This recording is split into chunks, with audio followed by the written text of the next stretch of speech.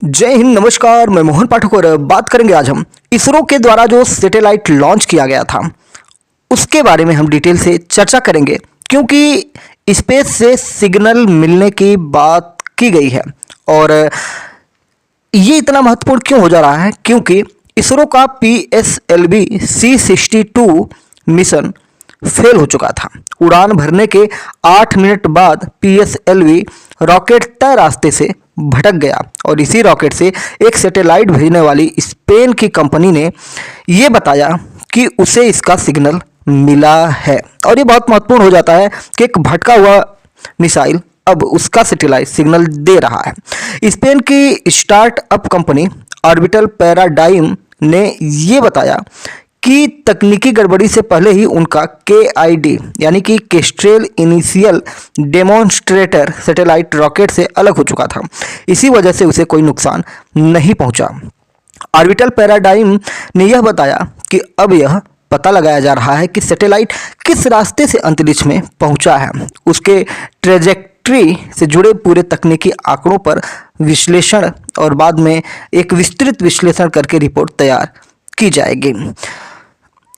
आपको बता दें कि मिशन फेल होने के बावजूद कैप्सूल का सक्रिय हो जाना स्पेनिश कंपनी के लिए एक बड़ी राहत की बात हो जाएगी, क्योंकि किसी कंपनी के द्वारा जब सैटेलाइट लॉन्च किया जाता है तो काफ़ी खर्चा होता है और उसके साथ उसकी कंपनी की एक विश्वसनीयता होती है जो जुड़ी होती है। यह एक टेस्ट और डेमोन्स्ट्रेशन मिशन है जिसका मकसद भविष्य के अंतरिक्ष अभियानों के लिए तकनीकी को परखना, बढ़ावा देना। और KID कैप्सूल का मकसद अंतरिक्ष में कुछ समय तक सक्रिय रहकर सिग्नल और तकनीकी डेटा भेजे। इसके बाद योजना यह थी कि कैप्सूल धरती के वायुमंडल में दोबारा प्रवेश करे। इस दौरान बनने वाली तेज गर्मी जो हीट होती है, आपको बता दें कि जो वायुमंडल होता है उसके अंदर जब कोई बाहर से चीज़ प्रवेश करती है तो उसमें घर्षण बहुत तेज़ी से होता है। इतनी गर्मी होती है कि उससे उसके जल जाने की ज़्यादा सा संभावनाएं होती हैं। जैसे आप उल्का पिंड के बारे में पढ़ते होंगे या सुनते होंगे तो आपको बताया जाता होगा कि वो जब हमारे वायुमंडल में आता है तो उसमें आग लग जाती है और पृथ्वी पर गिरने से पहले वो जलकर समाप्त हो जाता है। इसी तरह जब कैप्सूल धरती के वायुमंडल में दोबारा प्रवेश करेगा तो उस समय जो गर्मी होगी, जो हीट होगी, उसे झेल ले और अंत में समुद्र में गिरकर अपना मिशन पूरा करे। समुद्र में गिरकर यानी कि स्लैप्स डाउन कह सकते हैं, ठीक है। हालांकि फिलहाल कैप्सूल अंतरिक्ष में ही सक्रिय हो चुका है। इसरो की अगर हम बात को माने तो इसरो कहता है कि PSLV C62 mission third stage के आखिर में गड़बड़ हुआ। टेलीमेट्री डेटा में पता चला कि रॉकेट के रोल रेट यानी कि घूमने की जो गति होती है, जो कंट्रोल का पॉइंट होता है, में डिस्टरबेंस आ गई, यानी कि रॉकेट अनियंत्रित हो गया और वो घूमने लगा और अपना जो उसका तय रास्ता था, जो फ्लाइट पाथ था, उसको छोड़ करके दूसरे राह पर निकल पड़ा। और जैसे ही वो दूसरे राह पर गया तो उसे मिशन फेलियर बता दिया गया। इसरो के चीफ हैं V नारायणन। उन्होंने ये बताया कि तीसरे स्टेज के अंत तक प्रदर्शन सामान्य था। उसके बाद रोल रेट में गड़बड़ी और फ्लाइट पाथ में डेविएशन दिखा। फिलहाल इसरो डेटा एनालिसिस कर रहा है कि ऐसा क्या हुआ कि वो अपना रास्ता भटक गया। आपको बता दें कि 1512 किलोमीटर की ऊंचाई पर ऑर्बिट में स्थापित होने के लिए ये सैटेलाइट तैयार किए गए थे। EOS-N1 अन्वेषा जिसे कह सकते हैं, और 14 सैटेलाइट्स को 512 किलोमीटर की ऊंचाई पर सन सिंक्रोनस ऑर्बिट SSO में स्थापित किया जाना था। रॉकेट के चौथे हिस्से यानी कि PS4 स्टेज को दोबारा चालू किया जाना था ताकि इसे वापस धरती की ओर मोड़ा जा सके।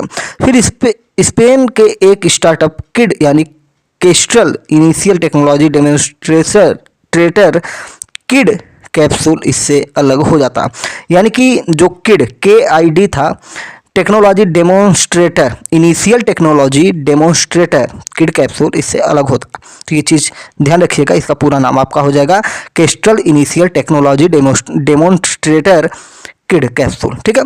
आइए PSLV C62 और EOS-N1 मिशन कुल इसके बारे में बात करते हैं कि कितने घंटे चला। तो 1 घंटा 48 मिनट 5 सेकंड इसको जाना था, लेकिन 8वें मिनट में गड़बड़ी आ गई और इस वजह से PS4 स्टेज का इग्निशन हुआ या नहीं, या पूरी तरह सफल हुआ या नहीं, ये सब बातें निकल के सामने आई। यानी कि कहा जाता पूरी तरह सफल नहीं रहा, सैटेलाइट्स को ऑर्बिट में इंजेक्ट नहीं किया जा सका। री एंट्री बर्न और किड सेपरेशन जैसे बाद के इवेंट्स नहीं हो सके।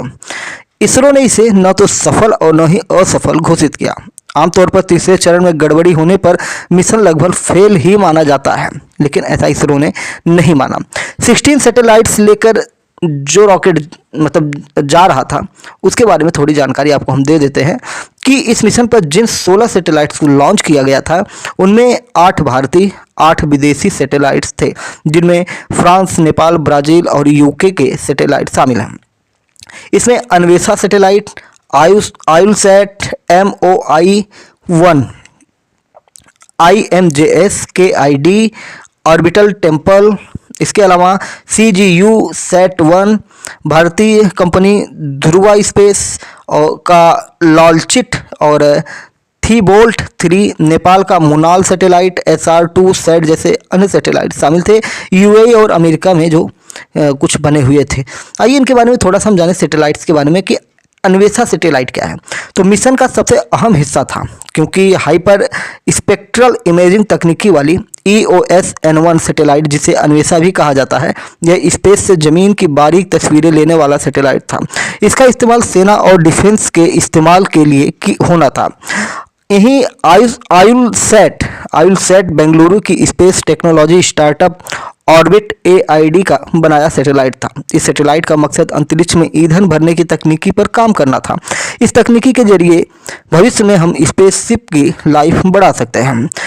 MOI-1 हैदराबाद की 2 स्टार्टअप कंपनियों टेक मी टू स्पेस और EON स्पेस लैब्स ने मिलकर बनाया था। यह AI इंटीग्रेटेड सैटेलाइट था। इसके पास स्पेस में ही डेटा और प्रोसेस करने की क्षमता थी।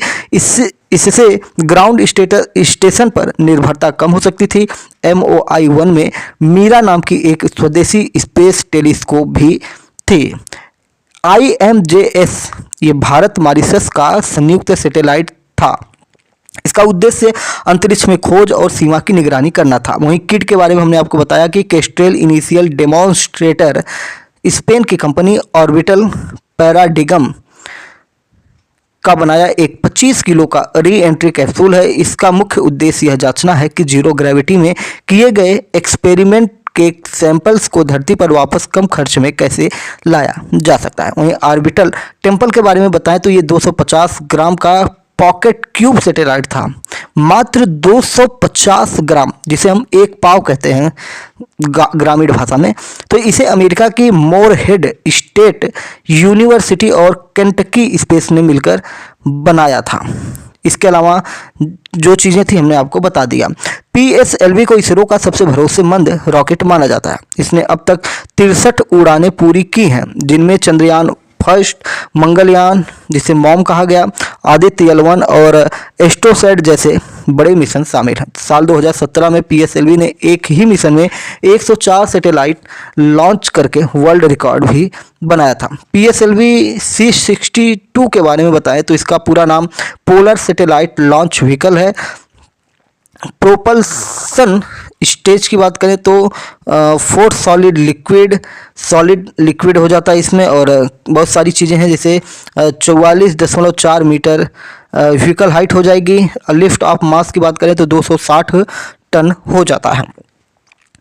इसरो PSLV C62 रॉकेट रास्ते में भटका, मिशन फेल हुआ, तीसरी स्टेज में गड़बड़ी आई, अन्वेषा सहित 16 सैटेलाइट को लेकर ये गया था। ये सारी चीज़ें हमने आपको बताया। ये हुआ कैसे, अगर इसकी सुबह की बात करें, मतलब कि शुरुआत की बात करें, तो इंडियन स्पेस रिसर्च ऑर्गेनाइजेशन, जिसे हम इसरो कहते हैं, साल 2026 का पहला मिशन PSLV C62 लेकर गया, लेकिन ये फेल हो गया। रॉकेट 12 जनवरी की सुबह 10:18 पर आंध्र प्रदेश के श्रीहरिकोटा स्थित अंतरिक्ष केंद्र से 16 सैटेलाइट लेकर गया था। ISRO chief doctor V Narayan ने कहा था कि रॉकेट लॉन्चिंग के तीसरे चरण में गड़बड़ी होने की वजह से जो है कि रास्ता भटक गया है।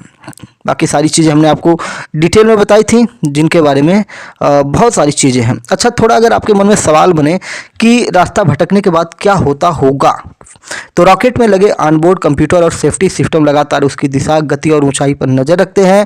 अगर रॉकेट गलत दिशा में जा रहा हो और जमीन या आबादी के लिए खतरा बने तो रेंज सेफ्टी ऑफिसर उसे नष्ट कर सकते हैं। यदि गड़बड़ी ऊंचाई पर हुई तो रॉकेट के हिस्से समुद्र में गिर जाते हैं। ऐसे मामलों में रॉकेट को वापस नियंत्रित करना संभव नहीं होता। अगर बात करें उन 16 सैटेलाइट का जो गए हुए हैं, तो सैटेलाइट अलग होने से पहले गड़बड़ी हो सकती है। सैटेलाइट रॉकेट के साथ ही नष्ट हो सकते हैं या समुद्र में जा गिर सकते हैं। इन्हें बचाया या रिकवर करना व्यवहारिक रूप से संभव नहीं हो सकता है। अगर सैटेलाइट ऑनबोर्ड सिस्टम से खुद को नियंत्रित कर सके तो ऑर्बिट सुधारने की कोशिश की जा सकती है, लेकिन अगर ऑर्बिट बहुत ज़्यादा गलत हो तो सैटेलाइट मिशन के लिए अनुपयोगी घोषित कर दिए जाते हैं।